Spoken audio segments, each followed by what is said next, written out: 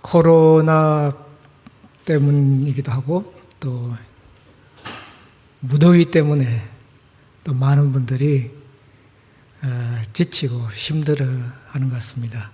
어젯밤에도 좀 유난히 더웠죠? 예. 그런데 이제 반가운 소식이 있죠? 오늘이 무슨 날입니까? 오늘 입추입니다. 가을에 우리가 문턱에 들어왔습니다. 이제 조금만 있으면 가을 바람이 솔솔 불면서 은혜스러운 날씨가 계속될 것 같습니다.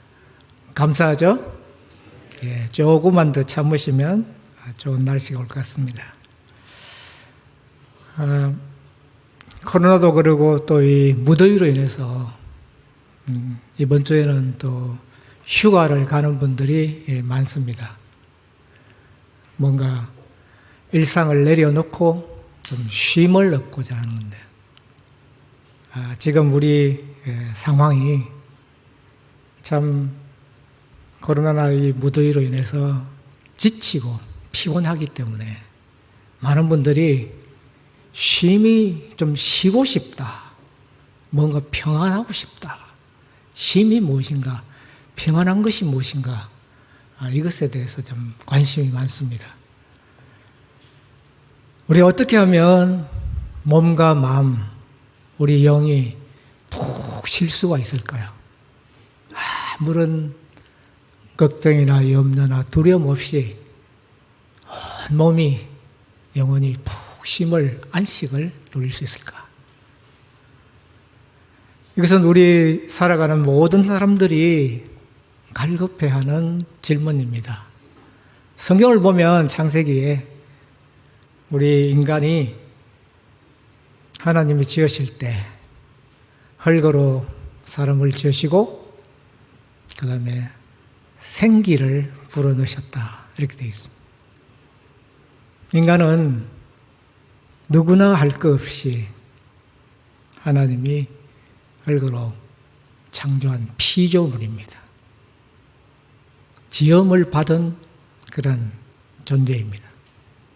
그래서 우리의 힘, 능력, 지혜, 수명, 이 모든 것은 한계가 있습니다. 아무리 젊어도 몸을 무리하게 쓰면 피곤합니다. 쉬어야 됩니다. 몸만 쉬어서 되는 것이 아니라 또는 우리는 하나님의 영으로 지으심을 받았기 때문에 우리가 하나님과 교통해야 돼요. 서로 교제해야 됩니다. 이것이 예배를 통해서든지 기도를 통해서든지 묵상을 통해서든지 우리는 어떻게 하든지 하나님과 깊은 교제 시간을 가져야 합니다. 몸만 편하다고 우리가 온전한 안식을 얻을 수 있는 것이 아니라 우리가 하나님 안에서 깊은 하나님과의 만남, 하나님과의 교제, 이것이 있을 때 우리 영혼 깊숙이 하나님이 주시는, 그래서 이 평화, 이 안식, 이 쉼은 사람이 줄 수 있는 것이 아닙니다. 하나님이 우리에게 주시는 거예요. 많은 사람들이 특히 또 하나님을 믿는 사람들도 이 쉼을 얻고자 역사를 보면 참 애를 쓰고 수고를 많이 했습니다. 하나 예를 들면 예수님 당시에 이 하시딤이라는 율법을 철저히 지키기로 맹세한 그런 사람들의 후예로서 바리새파 사람들이 있었습니다. 그들은 율법을 위해서 목숨을 낼 것처럼 이렇게 철저했습니다. 그들이 구하던 것은 어떻게 하면 하나님께 안식, 이 쉼을 얻을 수 있을까? 그래서 성경 말씀을 살펴서 보니 우리 4계명에 그 계명이 있죠? 안식일을 기억하고 거룩하게 지키라. 근데 이제 그 계명 밑에 안식일에는 너와 가족과 심지어는 가축까지도 일을 하지 마라. 일을 쉬어라. 그래서 이 바리새인, 그들의 지도자 되는 율법학자나 서기관들이 일이란 것이 뭔가, 일을 쉬어라고 그랬으니까 일이란 게 뭔가, 이것을 연구를 하기 시작했어요. 왜냐하면 일을 쉬어야 되니까. 그러면 일이 무엇인지를 알아야 돼요. 여러분, 일이 뭡니까? work. 요새는 아르바이트네요. 아마 논밭에 나가서 경작하면 다 일이다 이렇게 생각할 겁니다. 산에 나무를 하러 간다. 그건 다 일입니다. 그런데 규정하기가 애매한 것이 있어요. 마가복음 2장을 보면 이런 사건이 기록이 되어 있습니다. 예수님과 그 제자들이 추수 때 같아요. 밀밭을 이렇게 지나가게 됐습니다. 근데 제자들이 가면서 밀 이삭을 몇 개 끊었어요. 아마 그 기록에는 없지만은 끊어가지고 뽑아가지고 아마 입에 넣었던지 그럴 것 같아요. 밀 이삭을 끊는 걸 보고는 바리새인들이 당장 예수님께 고발을 했습니다. 어떻게 당신의 제자들은 안식일을 범합니까? 안식일에 해서는 안 될 일을 합니까?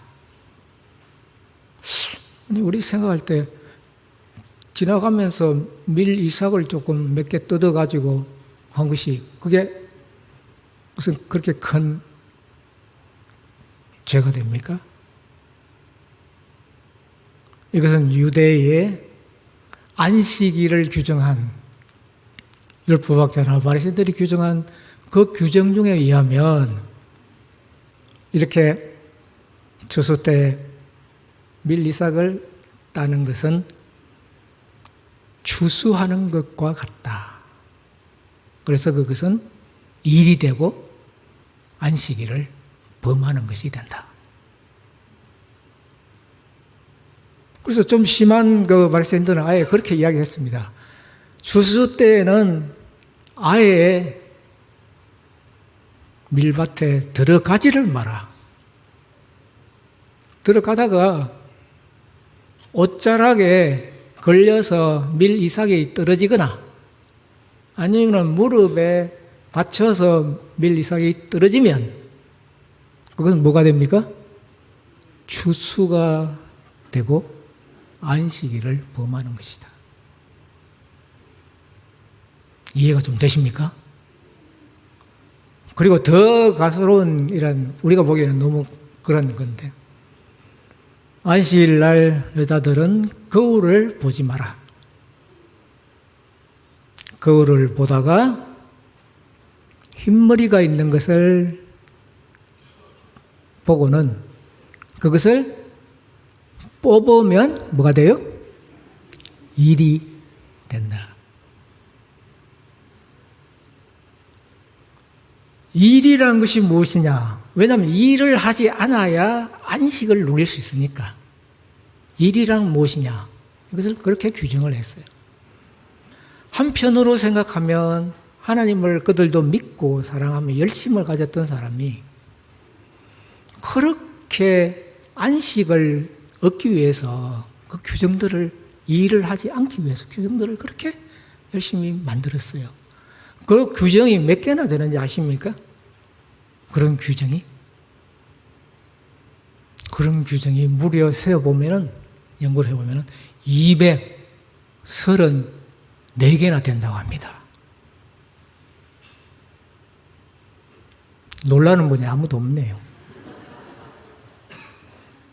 우리는 율법 규정에서 해방됐기 때문에 1000개가 되어도 아무 상관이 없죠?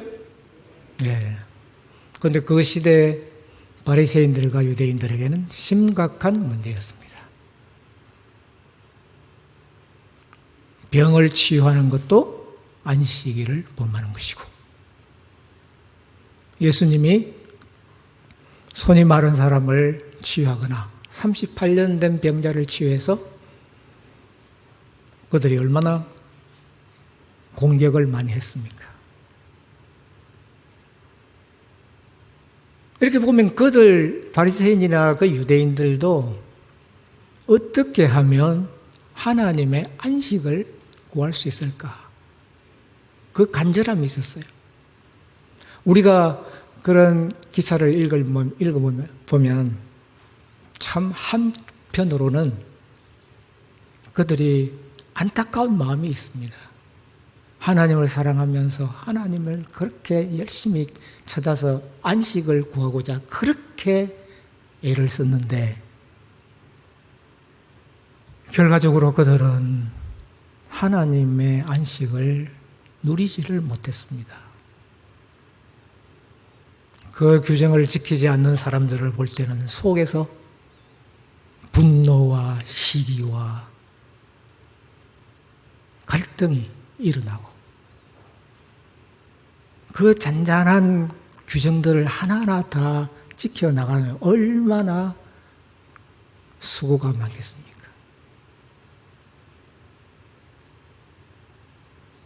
오늘 우리가 이런 바리새인들을 또는 유대인들을 보면서 오늘 우리 자신들을 한번 살펴볼 필요가 있습니다.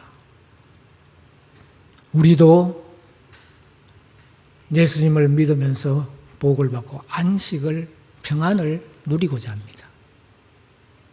그러나 과연 우리 안에 하나님이 주시는 평안과 안식과 그런 쉼이 있느냐? 우리 자신을 한번 살펴볼 필요가 있죠.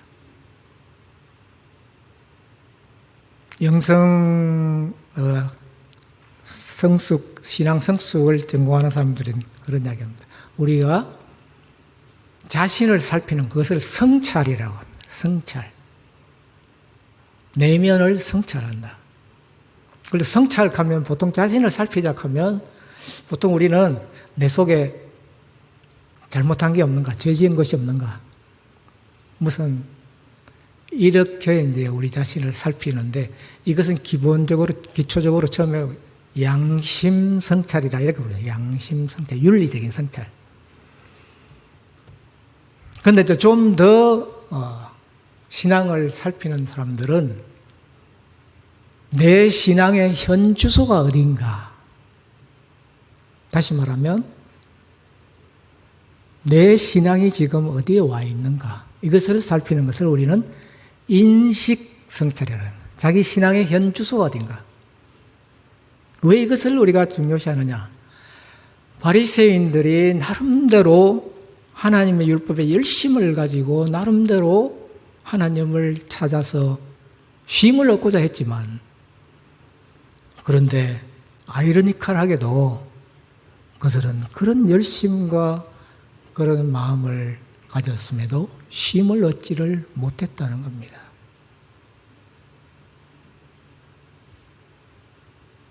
그래서 우리는 자신의 도덕적인 윤리적인 것을 살필 뿐 아니라 우리는 하나님 앞에서 자신의 신앙이 현 주소가 어딘가.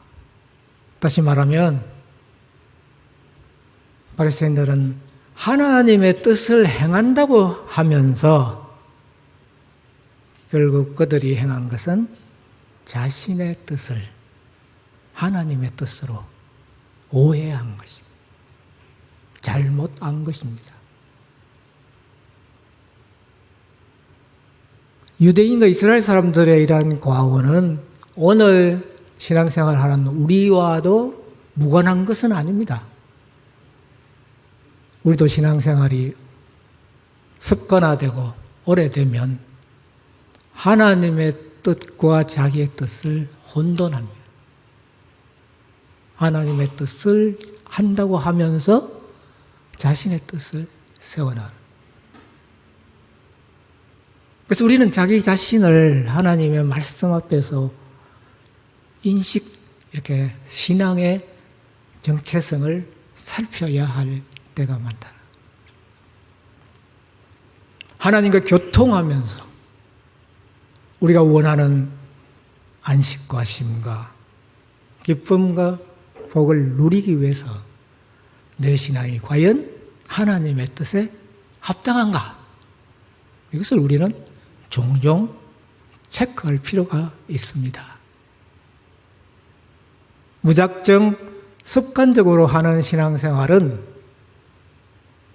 때로 나는 열심히 하는 것 같은데 바리새인처럼 하나님의 뜻과는 무관한 삶을 살 수도 있다.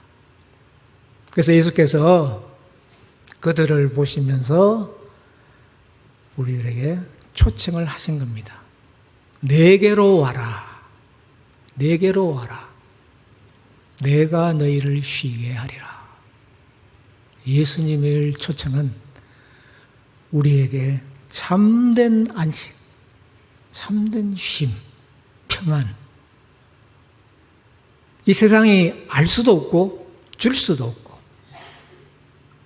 사람들이 줄 수 없는 평안함. 그것을 예수님이 주시고자 하시고 우리를 초대하시고 내게 와서 배우라. 배우라. 예수님이 우리를 배움의 자리로 초대합니다. 배움이라는 것은 이것은 안다는 것이죠. 안다는 것인데 이 배움이 믿음과 이렇게 하나가 될 때 에베소서 4장 보면 사도 바울은 그렇게 이야기했습니다. 하나님을 아들을 믿는 것과 아는 것이 하나가 될 때 우리는 온전한 신앙, 온전한 삶을 누릴 수가 있다. 왜 우리에게 온전한 삶이 필요하냐? 성숙한, 자란, 신앙이 자라야 된다. 성숙해요. 예수님을 향해서 신앙이 자라야 된다. 성숙해요. 왜 그러냐? 우리가 사는 세상이 너무나 혼란스럽고 어렵습니다. 미혹하는 영이 너무 많습니다.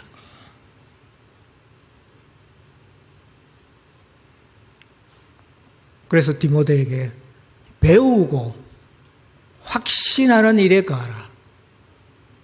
흔들립니다. 배움이 확신이 없으면 흔들립니다. 끊임없이 내 마음이 동요합니다.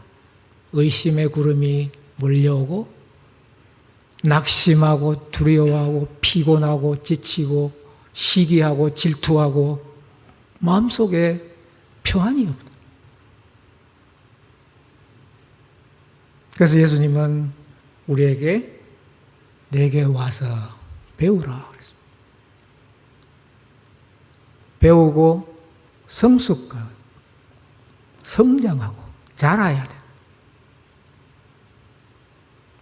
그래서 오늘날 우리 교회의 화두가 한참 믿음으로 구원받는다는 것에서 이제는 우리가 성숙해야 할 때이다. 왜냐하면 교회에 다니는 많은 분들이 예수님이 주시는 그 평안함과 기쁨과 그 쉼을 누리지 못하고 세상의 욕심과 세상의 많은 것들로 근심과 두려움으로 끊임없이 흔들리고 시달리고 휘둘리고 그 삶에 평강이 없다. 신앙이 성숙하지를 않는다. 그래서 예수님은 오늘 우리들에게 자신을 배울 수 있도록 우리 보혜사 성령님을 보내주셨습니다. 우리 보혜사 성령님 하면 이 성령님 이해가 우리가 좀 편파적인 것 같아요. 우리는 너무 사도행전 2장에 나오는 불같은 성령 그것만 자꾸 생각하시는데 오늘 우리 찬송가 있듯이 비둘기같이 온유하신 예수님께 내린 비둘기같이 온유한 성령 이 성령께서 우리들에게 매일매일 우리 가까이 계시면서 우리들에게 예수님을 가르쳐주고 예수님의 말씀을 기억나게 하고 생각나게 하고.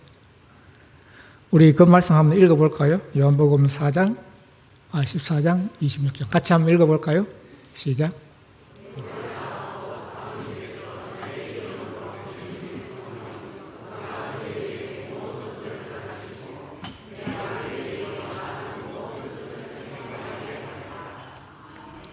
예.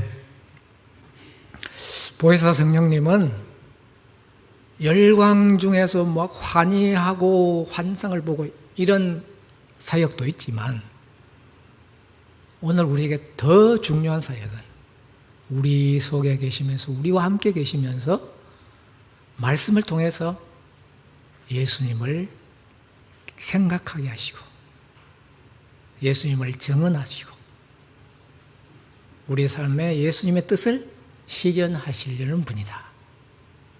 그분이 보혜사 성령이시다. 그래서 보혜사 성령님은 인격적인 분입니다. 그래서 저는 강의할 때마다, 설교할 때마다 성령께서 충만한 것도 있죠. 능력으로. 그러나 성령께서 우리와 함께 계시는 분이다. 함께, 인격적으로. 함께 오래 있는 걸 우리는 뭐라 그럽니까? 성령께서 우리와 친밀하신 분이다. 친밀하니까 별로 다 반응이 없으시네요.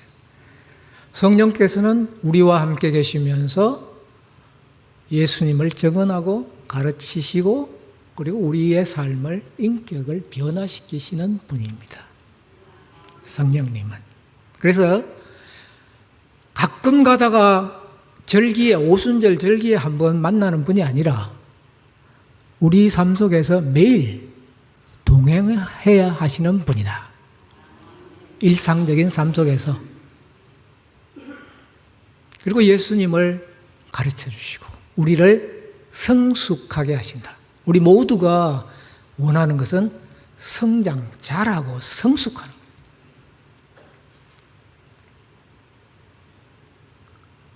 예수님과 이러한 성령님의 도우심을 인해서 우리 삶이 성숙하고 변화되어야 될 때 우리 안에 참된 만족이 있고 기쁨이 있고 휴식이 있습니다. 그런데 이것이 결코 그렇게 쉽지는 않겠죠. 변화라는 거. 여러분이나 저나 변화라는 걸 참 싫어. 나이가 드니까 변화가 더 힘들어져요. 사실. 그래서 우리 젊은 분들은 젊었을 때 변화를 빨리 해야 됩니다. 예수님 가까이서 예수님을 배운 제자들, 베드로나 바울이나 참 그들도 이렇게 보면 인간적으로 보면 변화하기 참 어려운 사람들이었습니다. 베드로는 성격이 호언장담하고 성격이 급하고 활동적이고 그런 베드로가 온유하고 겸손하신 예수님 배우는데 참 어려웠을 것 같아요. 그렇지만 베드로는 예수님을 옆에서 지켜보면서 그 예수님을 참 부지런히 배웠습니다. 우리 베드로 전서 2장 22절 3절에 베드로가 예수님을 지켜보면서 그렇게 기록한 구절이 있는데 한번 읽어보실까요? 베드로 전서 방송실에 안 나옵니까? 예. 베드로전서 2장 22절, 23절 한번 읽어보죠. 그는 죄를 범하지 아니하시고 그 입에 거짓도 없으시며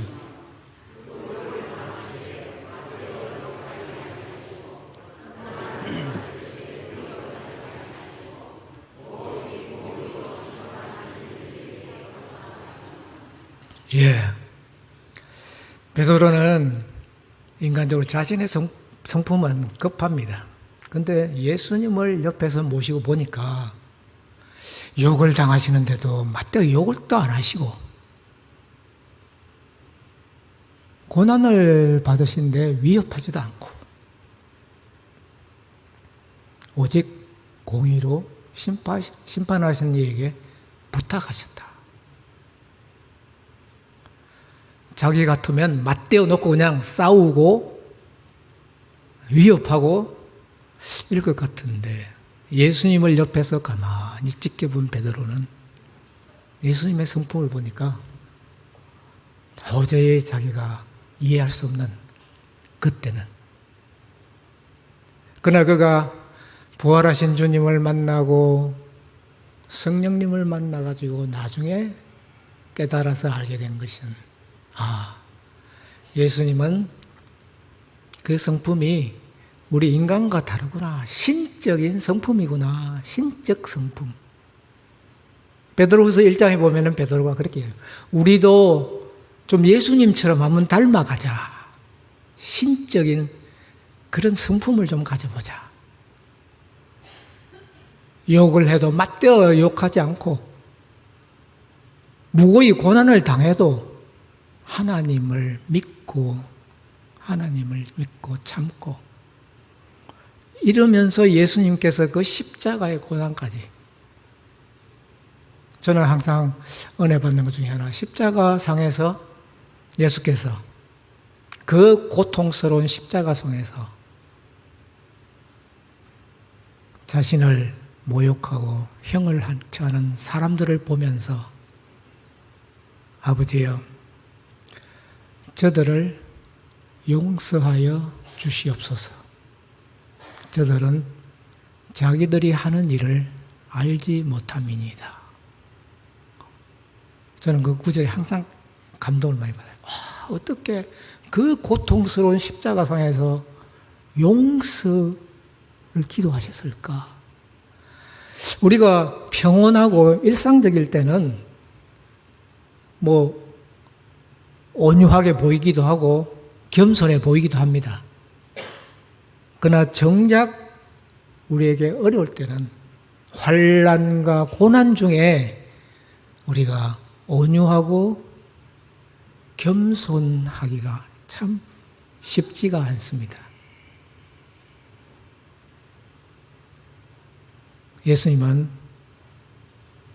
자신의 그런 성품, 온유하고 겸손한, 특별히 고난의 때에 어렵고 힘들고 모욕하고 박해하는 그런 때에도 온유함과 겸손함을 잃지 않으셨다.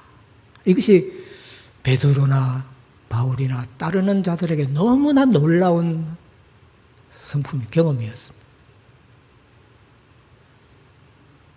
베드로는 그래서 이것은 하나님의 성품이다. 신적인 성품이다. 우리도 그 신적인 성품을 좀 배우자. 그래서 베드로가 연구를 해가지고 신적 성품의 8단계를 이야기를 했죠. 믿음에다가 덕을 좀 더해보자. 덕에다가 지식을 더하자. 이렇게 해가지고 사랑까지 더하자. 이렇게 권면을 했는데, 바울도 예수님을 따르면서 바울도 참 보통 성격이 아니죠. 지적으로 탁월하지만 냉철하고 그리고 때로는 포악하기도 하고 거센 성격인데, 이 바울이 예수님을 배우고 부활하신 주님 성령 안에서 바울은 우리가 잘 아는 그런 사랑의 찬가를 읊었습니다. 사랑은 오래 참고 사랑은 온유하고 시기하지 아니하며 사랑은 자랑하지 아니하며 교만하지 아니하며 무례히 행하지 아니하며 자기 유익을 구하지 아니하며 성내지 아니하며 악한 것을 생각하지 아니하며, 이렇게 바울은 예수님을 배우면서 사랑을 배우고 참된 온유와 겸손을 배웠습니다. 그래서 사도 바울은 그렇게 단언을 했어요. 나는 어떤 형편이든지 간에, 인생의 어떤 형편이든지 간에 궁핍하고 박해하고 슬프고 고통스러운 어떤 형편이든지 간에 나는 스스로 만족할 수 있는 비결을 예수님으로부터 배웠다. 그래서 그는 사역을 하면서 그 고통스러운 상황 속에서 모욕을 당하면 오히려 예수님을 그 배움, 그 넉넉함으로 인해서, 겸손함으로 인해서 모욕을 당하면 오히려 축복하고, 박해를 받으면 참고, 비방을 당하고 비판을 당하면 권면하고 선한 말을 할 수가 있었다. 야, 우리가 어떻게 그런 성품을 배울 수 있을까요? 이것은 우리가 참 감당할 수 없는 경지인 것 같습니다. 그러나 우리 모두가 끊임없이 예수님을 가까이 하고 성령님의 도우심으로 예수님을 배워나갈 때, 예수님을 닮아갈 때, 예수님의 형상을 우리가 입어갈 때, 우리 모두도 부족하지만 그런 모습으로 변화될 수 있으리라 믿습니다. 네. 우리가 이런 변화가, 우리가 그런 성품을, 성숙함을 가져야 하는 이유는 여러분이나 저나, 아마 우리 젊은 분들은 잘 이해가 안 되죠. 나이가 들면 우리가 감당하기 어려운 그런 고난이 있습니다. 육신도 약해지고 마음도 약해지고, 더 두려운 것은 우리 앞에 거인처럼 무섭게 들어와 있는 죽음의 세력, 죽음의 두려움, 죽음으로 인해서 잠을 이룰 수 없는 그 고통, 외로움. 그것을 우리가 어떻게 그 삶을 이겨나갈 수 있을까요? 어떻게 베드로나 바울처럼 끝까지 그 삶을, 그 사역을 감당해 나갈 수 있을까요? 우리는 베드로나 바울처럼 그런 미션이나 그런 엄청난 사역은 없지만, 그러나 우리에게 주어져 있는 이 삶은 언젠가 끝이 있습니다. 우리는 그 끝을 예수님처럼, 제자들처럼 평온하게 믿음으로 맞을 수 있기를 원합니다. 그런 성숙함과 예수님의 성품이 우리 삶 속에, 우리 속에 연결기를 원합니다. 어떤 죽음의 두려움과 고통이 있더라도 마음이 넉넉해서 오히려 참고 축복해주고 관대하게 대하고 선한 말을 할 수 있는 이런 인격의 넉넉함, 성품의 넓음, 관대함, 이걸 우리가 어디서 배울 수 있을까요? 우리는 어디 제자들처럼 예수님에게서 배울 수밖에 없는 겁니다. 그래서 우리는 우리가 이 땅을 떠날 때까지, 그래서 저는 그런 말을 전례합니다. 직장에도 은퇴가 있고 교회 직분에도 은퇴가 있지만은 예수님을 배우는 일에는 은퇴가 없습니다. 끝까지 우리가 천국의 소망을 가지고 그 나라에 이를 때까지 예수님을 가까이 모시고 배움으로 인해서 우리가 모나고 좁고 상처받고 피곤하고 시기 나고 고통스러운 우리 심령을 좀 더 평안하고 부드럽고 너그럽고 따뜻하고 사랑스러운 마음으로 그 누구에게나 대할 수 있는 그런 성품을 우리가 가질 수 있으면 얼마나 좋겠습니까? 여러분이나 제가 그러한 성품들을 예수님으로부터 배워서 이 땅에서 하나님의 그 놀라운 은혜와 축복을 끝까지 누리면서 살 수 있기를 축원합니다.